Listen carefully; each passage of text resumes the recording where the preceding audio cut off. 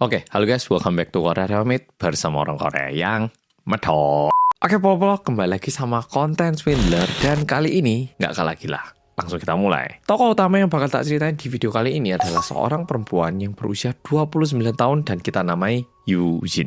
Nah, Yujin ini merupakan seorang anak tunggal dari keluarga yang lumayan berada di Korea. Nggak sampai yang konglomerat, tapi ya lumayan berada. Papanya itu dokter, mamanya adalah seorang desainer. Jadi yang kayaknya itu kayak nyaman, nggak sampai konglomerat gitu. Nah, tapi Yujin ini merupakan orang yang sangat pemalu dan juga merupakan seseorang yang lumayan insecure. Karena dia ini punya bekas luka bakar yang lumayan besar di lengan dan juga punggungnya akibat luka dari kembang api waktu dia kecil. Nah, itu yang membuat Yujin itu kayak kurang bisa pede, dan kalau misalnya ketemu sama cowok, dia itu jadi mundur duluan, kayak minder duluan dikarenakan luka bakarnya itu. Karena Yujin itu mesti mikir kayak mungkin cowok-cowok itu nggak suka aku yang punya luka bakar kayak gini. Jadi selalu minder dan juga agak pesimis gitu. Tapi ini mulai berubah ketika Yujin bertemu dengan seorang laki-laki yang berusia 32 tahun yang bernama Sang-woo. Nah, kebetulan cowok yang bernama Sang-woo ini ganteng, dewasa, mapan, dan pekerjaannya adalah seorang konsultan di keuangan yang dia dirikan sendiri. Jadi lengkap yo, ganteng, soge, pekerjaannya mantap, kurang apa lagi coba.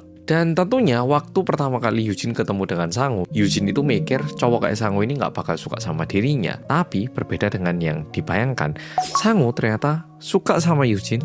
Bahkan luka bakar yang dimiliki sama Yujin pun dianggap sebagai satu keunikan yang dimiliki sama Yujin. Dan saking cocoknya, mereka itu pacaran kayak 6 bulan. Dan setelah pacaran hanya dalam waktu 6 bulan, mereka berdua ini memutuskan untuk nikah. Lebih tepatnya Sang-woo ngelamar Yujin. Dan karena Yujin ini merupakan anak putri dari keluarga yang berada, udah gitu anak tunggal, sehingga pernikahannya ini dirayakan di tempat yang lumayan mewah. Apalagi Sang-woo pun memiliki pekerjaan yang bagus dan juga lumayan punya duit. Jadi bayangkan ketemu cowok idaman yang suka aku, pacaran 6 bulan langsung nikah.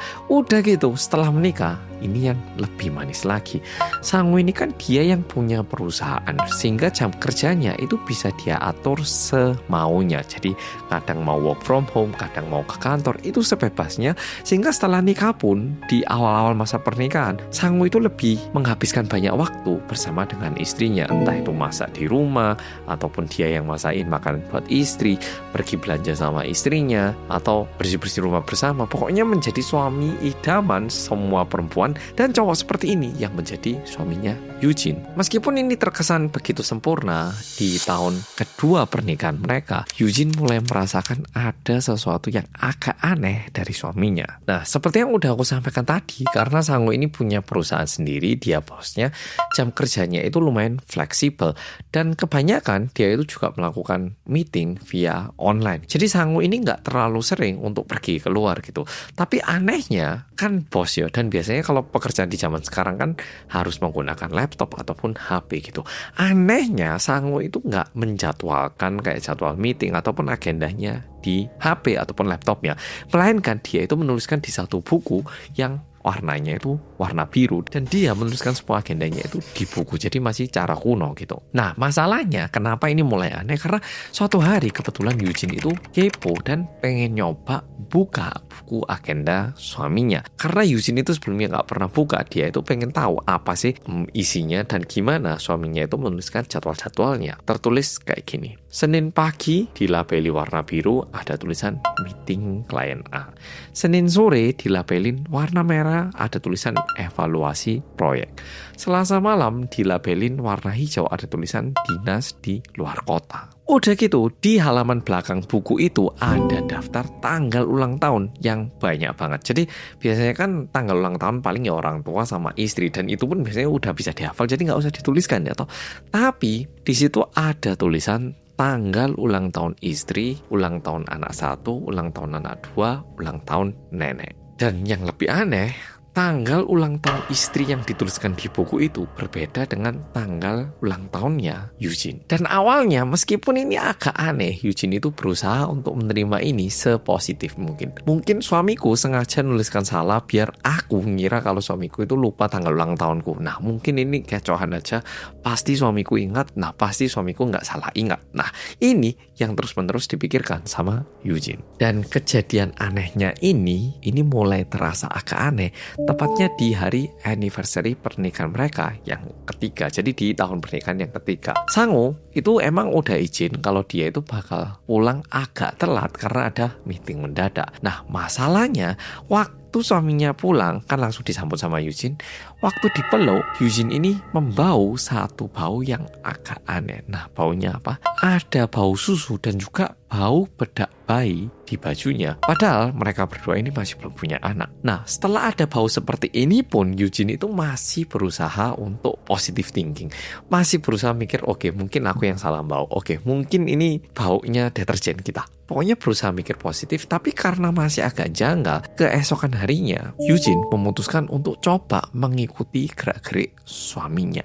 Nah, keesokan harinya matahari terbit, Eugene ikuti. Berbeda dengan yang dibayangkan sama Eugene, di pagi hari suaminya itu tidak pergi ke kantor, melainkan pergi ke sebuah taman dan di situ dia main sama anak kecil dan di sebelahnya juga ada seorang perempuan yang hamil. Dan masalahnya suaminya ini terlihat begitu mesra dan terlihat kayak mereka bertiga ini sebuah keluarga gitu. Bukan cowok sama cewek sama anak random, tapi terkesan kayak mereka ini sebuah keluarga. Nah, setelah selesai acara di taman itu, suaminya ini tiba-tiba pergi ke toilet umum, ganti baju, dan pergi ke sebuah pemakaman orang yang istrinya itu sama sekali nggak kenal. Biasanya kan istrinya tahu ya, oh ini kenalannya siapa, ini temennya atau siapa gitu.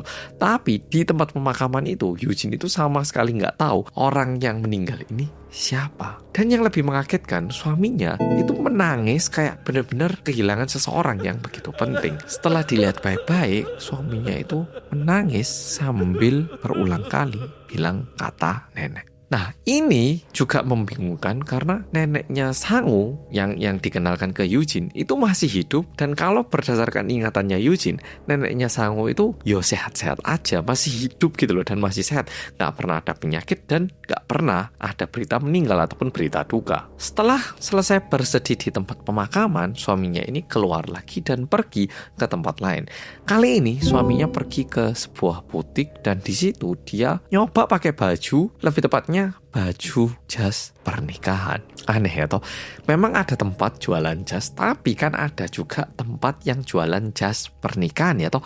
Beda banget. Suaminya ini pergi ke tempat fitting jas pernikahan dan tentunya Eugene itu wis gak paham loh. Ini suamiku atau bukan?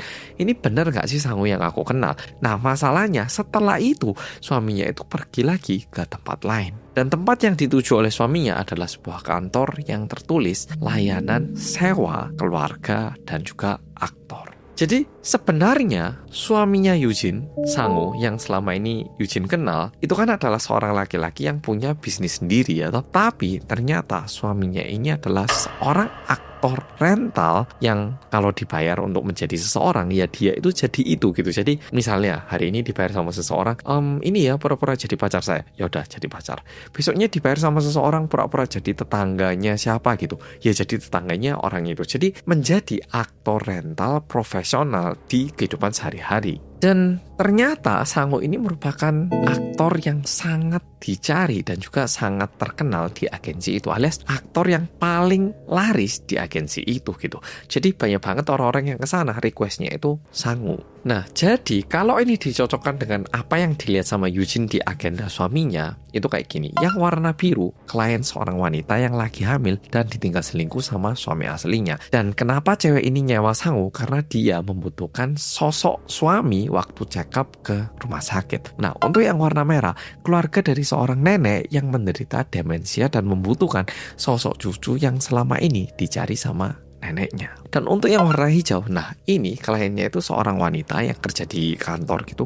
Dia butuh suami palsu untuk datang ke reuni SMA, dan biar nggak diajak jomblo, dia itu sengaja nyewa cowok yang ganteng.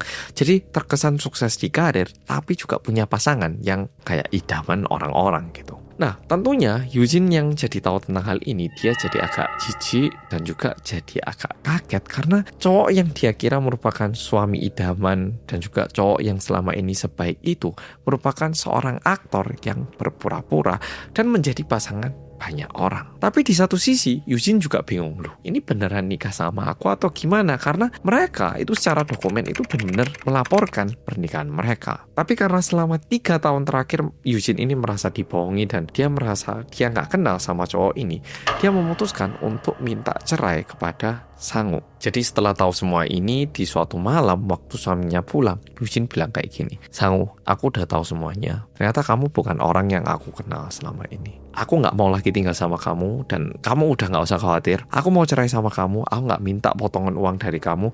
Harta kamu bawa kembali. Hartaku aku bawa kembali. Oke, kita cerai di sini aja. Mendengar pernyataan ini, Sang-woo menjawab kayak gini, Yang, kamu salah paham, Yang. Aku ngerti, kamu mungkin udah dapat informasi yang agak aneh, tapi kamu salah paham, Yang. Nah, ini kan jawaban yang seharusnya diberikan sama Sang-woo ya toh. Tapi ternyata jawaban yang diberikan sama Sang-woo itu nggak seperti itu. Melainkan Sang-woo malah bilang kayak gini, Eugene, sorry ya, tapi kebetulan kontrak kita sebenarnya bakal habis bulan depan. Tapi toh kamu minta duluan untuk diakhiri, ya udah, kontrak kita selesain sekarang ya. Sang-woo malah bilang kayak gitu. Eugene yang denger itu tentu bingung dan kaget dan juga nggak tahu harus bilang apa.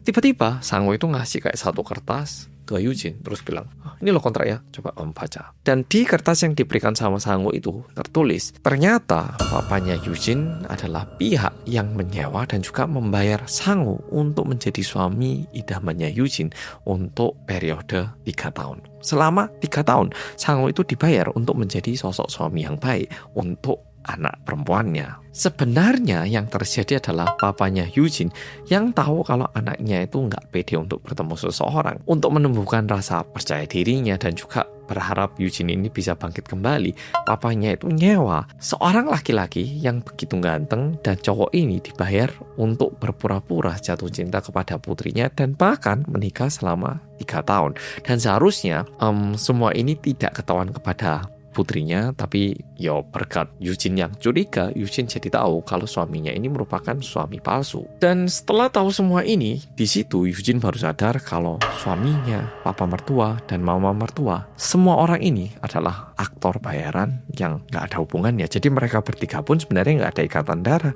ataupun nggak kenal, tapi karena mereka dibayar, mereka semua melakukan hal ini. Di satu sisi, mungkin Paul juga mikir, tapi Mas Hansol, meskipun gitu, mosok papanya bayar orang untuk melakukan semua ini. Papanya Eugene bilang kalau ini semua untuk Eugene, tapi di satu sisi, karena keluarga Eugene merupakan keluarga yang berada, mereka pun tidak mau terlihat kalau anaknya itu nggak bisa nikah. Sehingga demi nama baik keluarganya, papanya pun memutuskan untuk membayar seseorang agar terlihat, wah, ketika dilihat sama orang-orang luar ataupun orang-orang yang kenal sama keluarganya Eugene. Tapi pada akhirnya setelah Eugene tahu semua ini, Eugene memutuskan untuk cerai, dan setelah itu Eugene pun memutuskan komunikasinya dengan orang tua dan dia memutuskan untuk tinggal sendiri di luar negeri dengan harapan kalau misalnya ketemu seseorang yang benar-benar bisa mencintai dirinya, ya dia bakal nikah. Kalau enggak, ya enggak usah juga. Oke, Polo. Jadi sebenarnya Swindler kali ini sampai di sini. Menurutku pesan yang bisa aku sampaikan kayak gini. Aku kan sekarang juga udah jadi orang tua dan punya anak ya, dan aku pun melihat satu hal yang paling susah dan satu hal yang gak bisa kamu apa-apakan adalah masa depan anak kamu. Mau kamu punya uang berapa pun, kamu bisa memperbaiki, mungkin membantu untuk menata jalan yang baik anak kamu. Tapi kamu nggak bisa mengontrol ataupun mengendalikan arah hidup ataupun kualitas hidup anak kamu. Karena yang memutuskan kehidupan anak kamu, ya anak kamu sendiri. Dan aku paham, banyak banget orang-orang yang pingin anaknya itu sukses, dalam artian sukses seperti yang dibayangkan sama orang tuanya. Dan melihat anaknya yang mungkin hidup tidak sesukses harapan orang tuanya, ada juga beberapa orang tua yang begitu kesal dan merasa marah gitu. Jujur aku masih belum paham sampai segitunya, tapi ada yang seperti itu. Dan mungkin satu pesan positif yang bisa kita ambil dari sini adalah, aku nggak tahu kondisi Polo kayak gimana, tapi aku berharap paling nggak buat Polo yang nonton ini, Polo menjadi versi terbaik buat orang tua Polo. Dalam artian, mungkin Polo hidup jauh lebih baik dibandingkan apa yang diharapkan sama orang tua Polo. Oke, Polo. Video kali ini sampai di sini. Terima kasih sudah nonton dan sampai jumpa di Swindler berikutnya. Bye-bye.